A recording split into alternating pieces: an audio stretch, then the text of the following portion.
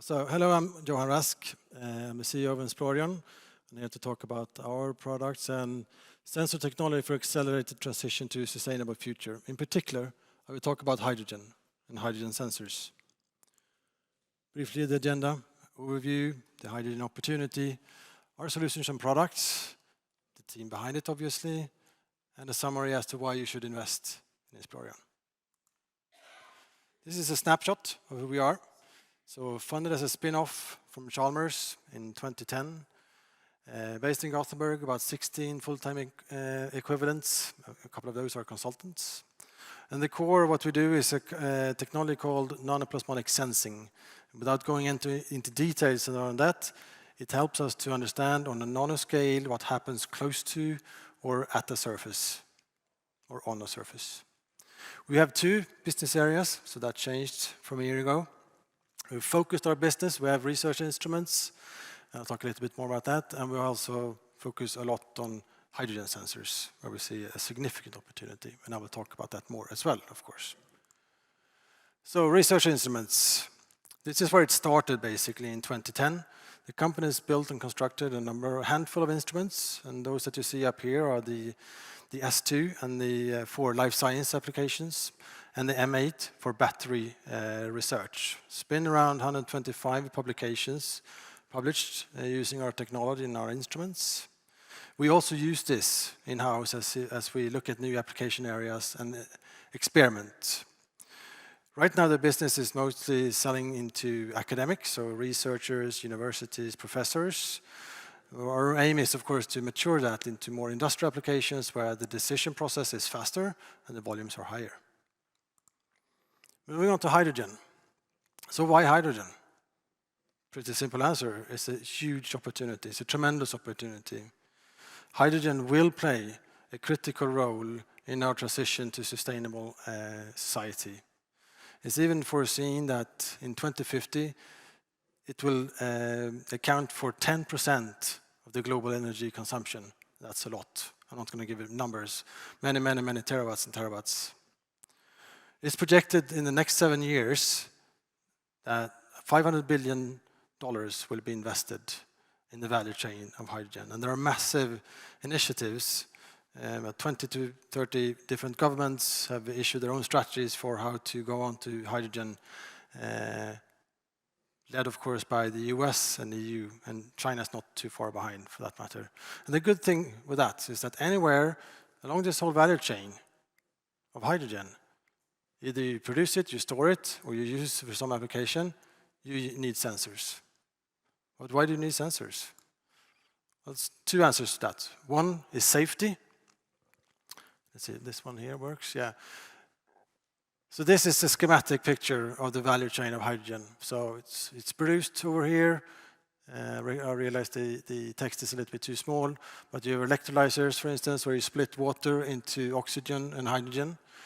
You store it, you transport it, you use it in different applications like fueling stations, transportation, trucks and buses, airplanes. The problem with all of this, it's not going to happen if it's not safe. And hydrogen is great. It's very explosive, everyone knows that. It also doesn't smell, so you can't smell it if there's a leak.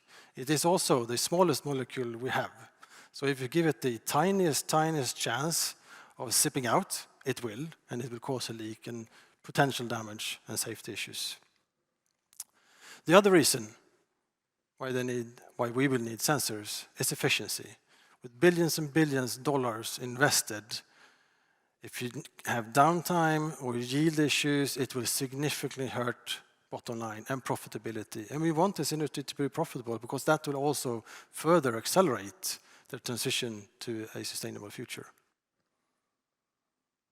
So how do we do this?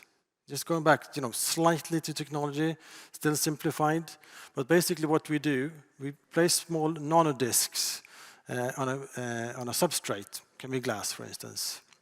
These small nanodiscs are made of palladium alloys, and when they come in contact with hydrogen, we shine light through, and we detect on the other side what's happening, and we detect the changes, and we correlate that to the hydrogen concentration. Very simplified. But what does that lead us to? Well, it leads us to a sensor with some clear benefits. First of all, it's very specific to hydrogen, so even in the presence of other gases. And it's a well-known secret that many of the sensors out there that call themselves hydrogen sensors are actually not specific to hydrogen. They measure a collection of gases. It's obviously also very fast. The disks help with that, actually. And you need speed if you want to make the right decision and avoid accidents or safety-related things. It's also not dependent on oxygen. This is not something that's talked about a lot, but actually, a lot of the sensors out there today, they need oxygen present to actually work and to measure. And if you think about that, you actually want to have your hydrogen installation as much as possible, if you can contain that in what we call an inert environment, so no oxygen. That's actually a good thing, because if there's a leak, well, there's reduced risk of safety concerns. But you still want to measure, of course, if there's a leak. That is where we come in. The optical, so this is an optical method. It's good from a safety perspective, of course, because there's no electronics in there. But even more importantly, it also allows us to remote read out through fiber optics. And we have the flexibility to tune the disks for different environments and different measuring needs. So where does this take us? This takes us to the product concept. So you see 3 categories. On the left, you see leak detection. Basically, you want to measure if there's hydrogen where there should not be hydrogen. The other part is process monitoring. You want to measure if the hydrogen concentration is within specific limits, so you run an efficient process. These two come in 2 variants. One is for atmospheric pressure. One is a little bit more sturdy, so it can take either sub-atmospheric pressure or very high pressure. And the third category is our remote readout capability, and that of course can be used in either leak detection or process monitoring. So what's our strategy? How do we take this on going forward?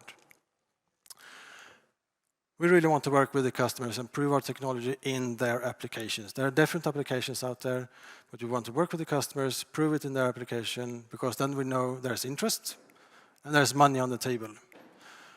From an application perspective, when we think about leak detection, we look across the value chain, because the application will not be real if it's not safe. So leak detection across.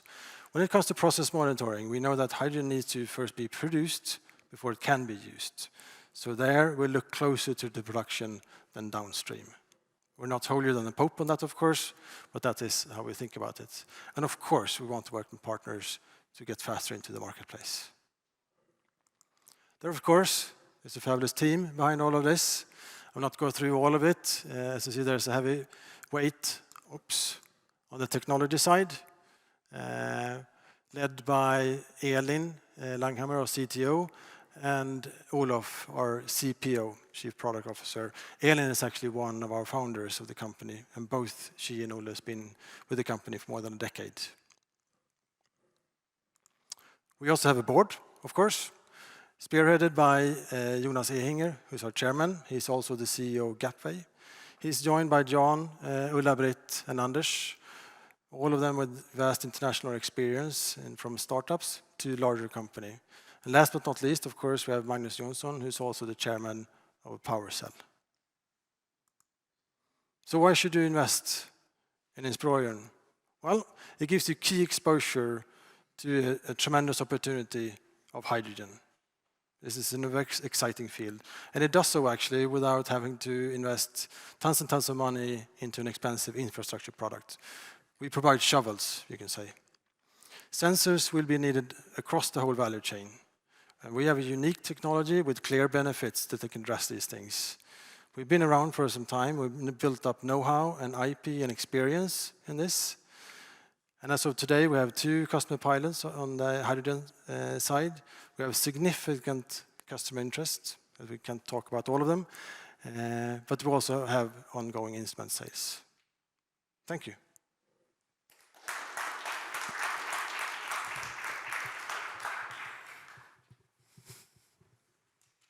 Thank you very much, Johan. Thank you. So it's 2, not 4.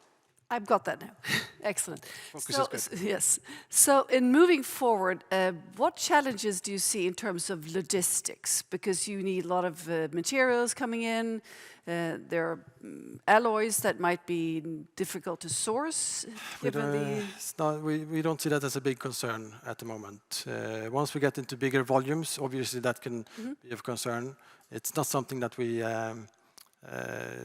foresee at the moment, however. You mentioned collaboration. Yes. How important is this for you to succeed? And what are the key players here for you? It's very important.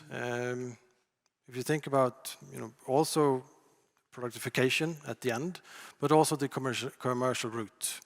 And if you think of a big company, you're building, let's say green steel, or someone where you build a large electrolyzer. Where do you want to buy your sensors from? Well, you typically want to buy your sensors from, a larger company with a brand, etc. So, the priority for us is to create partnerships with those type of companies that can bring the products all the way out there to the customers. Makes a lot of sense. Well, thank you. I think so too. Yeah. Well, thank you very much, Johan, and best of luck. Thank you. Thank you very much. Thank you for having me.